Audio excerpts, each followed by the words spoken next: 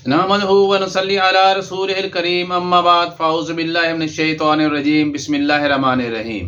मैं हूं प्रोफेसर हकीम साग सुल्तान और अपने यूट्यूब चैनल से आपको खुशामदीद कहता हूं। दोस्तों, आज हम बात करेंगे जो बहुत ही एक कॉमन मर्ज की नी पेन के बारे में, यानी घुटनों के दर्द के बारे में।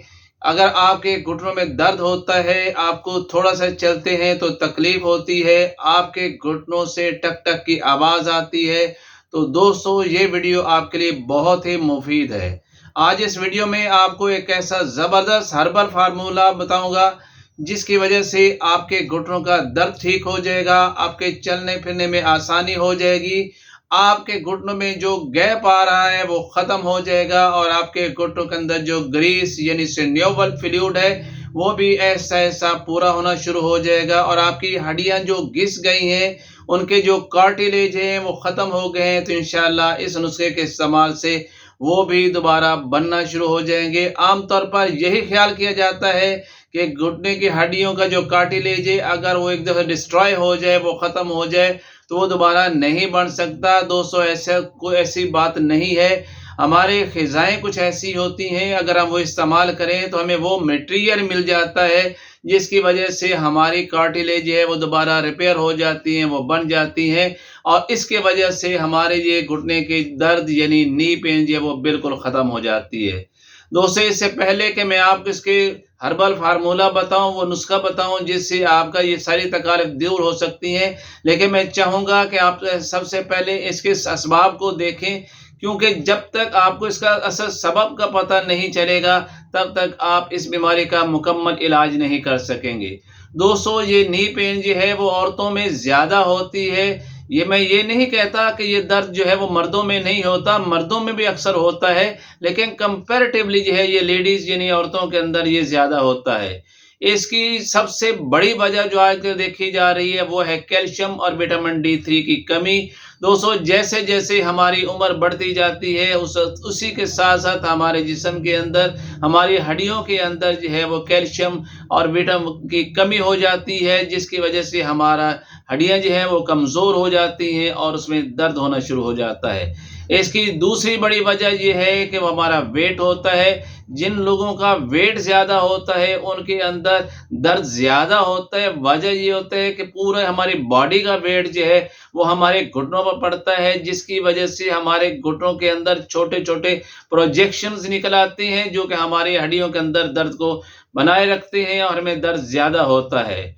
इसके अलावा वो इसकी बड़ी वजह जो है वो कोई इंजरी भी हो सकती है, जैसे कि फुटबॉल खेलते हुए, रोड एक्सीडेंट के अंदर, जब कोई भी गेम खेलते हुए जब घुटने के अंदर इंजरी होती है तो इससे दर्द हो जाता है। इसके अलावा बहुत सारी ऑटो इम्यून डिजीज़ होती हैं, मिसाल के तौर पर जैसे ये रूमेटॉइड जो है वो डिजीज़ होती है जिसे हम गंठिया कहते हैं। इस गंठिया की जो जो दरअसल ऐसी बीमारी है जो हमारी बॉडी खुद ही अपने अंदर पैदा कर लेती है। इसके अलावा जो है बहुत सारी इन्फेक्शंस हो सकती हैं जिसकी वजह से जो है हमारे इस तरह नी के अंदर यानी घुटनों में दर्द हो सकता है। अब अगर हम बात करें इसके इलाज की, तो सबसे पहले हमें इसकी बेसिक्स का अगर समझ है कि इसके असल बेसिक्स क्या है जिसकी वजह से दर्द होता है। सबसे पहली वजह तो जैसे मैंने आपको बताई थी कि इसका जो ओवर वेट होना इसकी बड़ी वजह होती है। अगर हम अपने वेट को कम कर लें किसी भी तरीके से, तो लाज़मी तौर पर हमारे जो है वो जोड़ों का दर्द ठीक हो सकता है। और एक जो बहुत बड़ी गलती की जाती है और अक्सर लोग करते हैं, जब भी जोड़ों में दर्द होता है वो टोटल बेड रेस्ट पे चले जाते हैं, वो काम बिल्कुल नहीं चलते, वो अपने जॉइंट्स में किसी किस्म के मूवमेंट्स नहीं करते, उसे कोई एक्सर्शन नहीं देते। ठीक है दोस्तों, जब पेन हो तो बिल्कुल ज़्यादा एक्सर्शन नहीं करनी चाहिए, लेकिन इसका मतलब ये भी नहीं होता कि आप बिल्कुल बेड रेस्ट पे चले जाएँ। अगर ऐसे करेंगे तो जब आपके जो जॉइंट्स हैं उनकी मूवमेंट्स टोटल तौर पे स्टॉप हो जाएगी, आपके जॉइंट स्टिफ हो जाएंगे, आपके जोड़ आपस में जुड़ जाएंगे और सर आपको दर्द ज़्यादा हो जाएगी। लिहाजा आपको चाहिए कि आप चलें ज़रूर, चाहे वो थोड़ा ही क्यों ना चलें, किसी सहारे के साथ क्यों ना चलें, आराम-आराम से क्यों ना चलें, तो लाज़मी तौर पर आपको चलना चाहिए। सेकंड, जैसे कि मैंने बताया था कि कैल्शियम और विटामिन डी3 की अगर कमी हो जाती है तो इसको हमें अपने फूड आइटम से पूरी करनी चाहिए। हमारी बहुत सी ऐसी ग़िज़ाएँ हैं जिसके अंदर कैल्शियम भी होता है और ऐसी ग़िज़ाएँ हम खाएँ तो उससे हमारा कैल्शियम लेवल जो है वो पूरा हो जाता है। लेकिन एक चीज़ ज़रूर है कि कैल्शियम उस वक़्त तक एक्टिव नहीं हो सकता, वो हमारी बॉडी में अब्ज़ॉर्ब नहीं हो सकता जब तक हमारे ब्लड के अंदर विटामिन D3 की कमी पूरी नहीं हो जाती। कैल्शियम तो आप जो है वो जो है वो दूध है, दही है, इस तरह पनीर है और सब्ज़ पत्तों वाली सब्जियां हैं, ऑरेंज है, इनसे आप पूरा कर सकते हैं। लेकिन विटामिन D3 का एक जो सोर्स है वो अल्लाह ताला ने आपको अता किया है, बिल्कुल फ्री में मिलता है, वो है आप सूरज की रोशनी जो है। अगर आप सुबह तकरीबन 9 बजे से पहले आप सूरज की रोशनी में तकरीबन को 30 से 35 मिनट तक या 40 मिनट तक भी बैठते हैं तो आपकी बॉडी को फ्री के अंदर विटामिन D3 मिलना शुरू हो जाता है।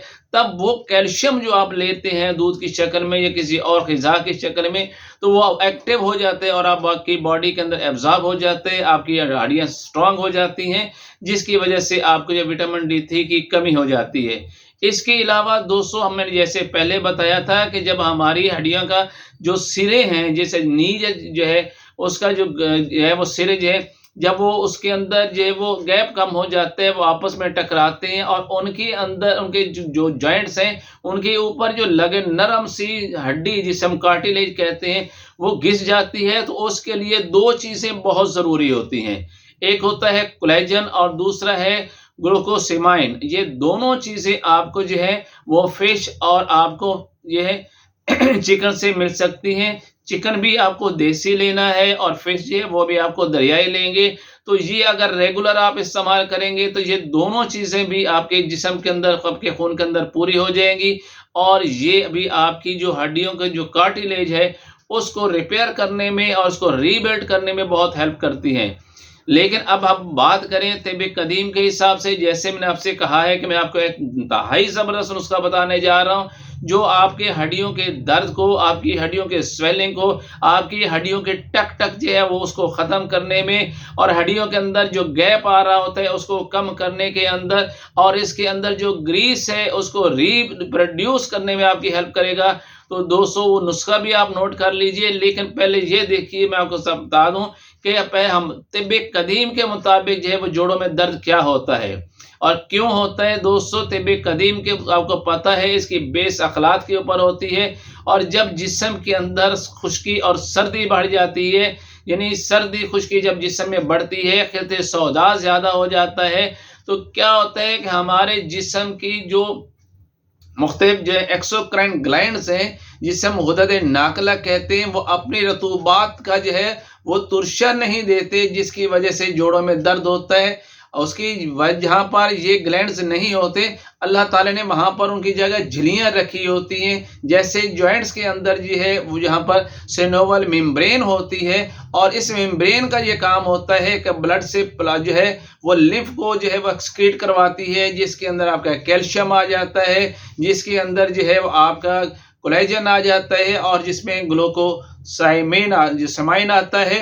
अगर ये हमारे गुदद नाकला जिसे हम कहते हैं एक्सोक्राइन कहते हैं, अगर हमने उसको एक्टिवेट करना है तो फिर एक तो ये है कि ऐसी ग़िज़ाओं को हमें बंद करना पड़ेगा जो सर्द और खुश्क होती हैं और ऐसी ग़िज़ाओं का इस्तेमाल करना पड़ेगा जिनका मिजाज गर्म और तर होता है, क्योंकि ये गर्मी और तरी की वजह से ही हमारे जो एक्सोक्राइन ग्लैंड्स हैं, गुदद नाकला हैं, जब वो झिल्लियाँ जो बेसिकली एपिथेलियल मेम्ब्रेन से जो सेल से बनी होती हैं वो एक्टिवेट हो जाती हैं और वो अपनी रतूबत देना शुरू कर देती हैं और यही वो रतूबत होती है जिसे आप सिनोवियल फ्लूइड कहते हैं। ये आपके जॉइंट्स में पूरी हो जाती है, आपके जॉइंट का जो है उनके अंदर जो गैप होता है वो कम हो जाता है, इसकी ग्रीस है वो ख़त्म हो जाती है और वो आपको ऐसे चीज़ें जैसे मैंने बताया जैसे कोलेजन है और इस तरह का ग्लूकोसामाइन है, वो जो जोड़ों के अंदर जो उनके स्पेस है उसमें आना शुरू हो जाता है, जिसकी वजह से जो है कि इनके कार्टिलेज रीबिल्ट जो है वो रीबिल्ट होना शुरू हो जाती है और ये दर्द ख़त्म हो जाता है। दोस्तों ये इंतहाई सादा सा नुस्खा है, आप घर में आराम से बना सकते हैं। ये कोई ज़्यादा महंगा भी नहीं है और ऐसा भी नहीं है कि आपको ढूंढने में बहुत मुश्किल हो। आप इसे नुस्खे को नोट कर सकते हैं। सबसे पहले तो लेना है सुरंजान शीरी, ये भी पंसारी की दुकान से मिलेगी और इसकी शक्ल भी बिल्कुल आपके घुटने की हड्डी की शक्ल की तरह ही होती है। ऐसे लगता है जैसे ये जो वो घुटने की हड्डी ही है। और दूसरी चीज़ इसमें ये आपने लेना है 50 ग्राम। और दूसरी चीज़ है असगंध नगौरी, वो भी आपने लेना है 50 ग्राम। और तीसरी है सुंड, यानी जो अदरक है, जिंजर है, जब उसको ड्राई कर लिया जाता है तो तिब्बी ज़बान में उसको सौंठ या सुंड कहते हैं, ये भी 50 ग्राम लेना है। और चौथी चीज़ जो है वो है काली मिर्च, ये आपने 25 ग्राम लेना है।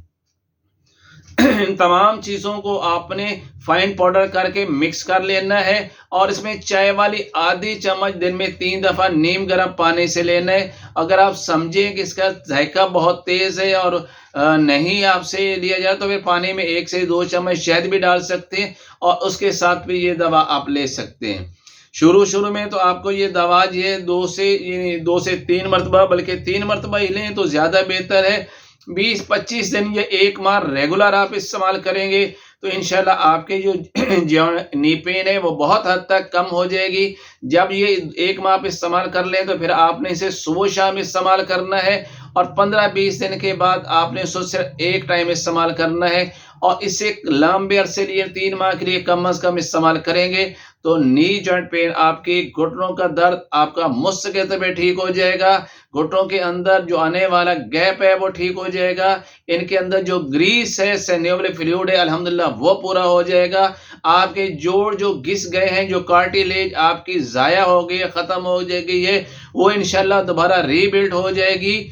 और इस तरह आपको चलने में आसानी होगी, दर्द नहीं होगा, कोई तकलीफ नहीं होगी और वो जो टक टक की आवाज़ आती है वो आना बिल्कुल ख़त्म हो जाएगी। उम्मीद है कि आपने मेरी इस वीडियो से बहुत कुछ सीखने को आपको मिला होगा। अगर तो आप इसमें मेरे पहले से जो है जो सुनने वाले हैं तो आप इसको लाइक ज़रूर कीजिएगा। और अगर आप ये नए आए हैं इस ग्रुप में और पहली दफ़ा जो है वो मेरे चैनल को देख रहे हैं तो इसे सब्सक्राइब ज़रूर कीजिएगा। नेक्स्ट आने वाली एक और इस तरह के मुफीद वीडियो के साथ आपसे फिर मिलेंगे। तब तक अल्लाह हाफिज़। Professor Hakeem Ishaq Sultan from Lahore.